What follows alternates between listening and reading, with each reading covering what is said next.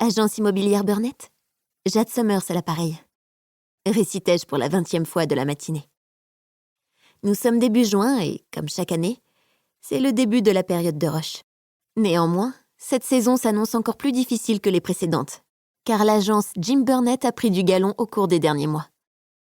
Avec la vente de la villa à 16 millions à Malibu, Jim s'est décidé à prendre en charge des biens plus luxueux, beaucoup plus chers que ceux que nous avions l'habitude de vendre.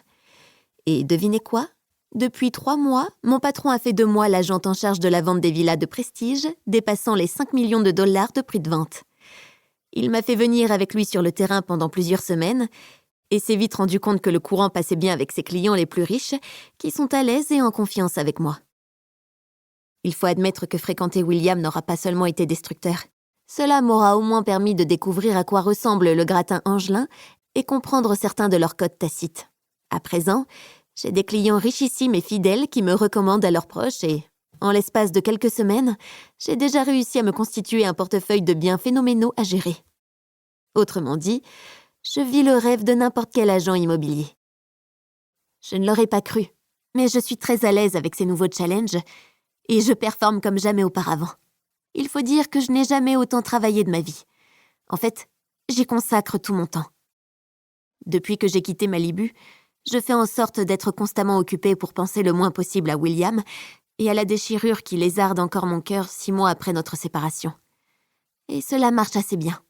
Du moins, c'est ce dont j'essaie de me convaincre, même si j'ai souvent l'impression de l'apercevoir au milieu de la foule, au détour d'une rue ou dans le rétroviseur.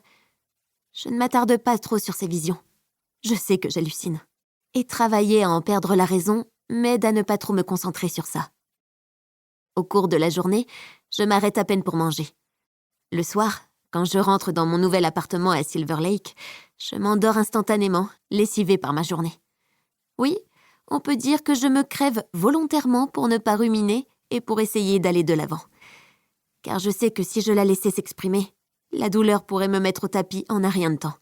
Et je refuse de me laisser aller. Pour continuer à écouter ce livre audio gratuitement, cliquez sur le lien dans la description et vous pourrez l'écouter en entier sans frais grâce à l'essai de 30 jours d'Audible.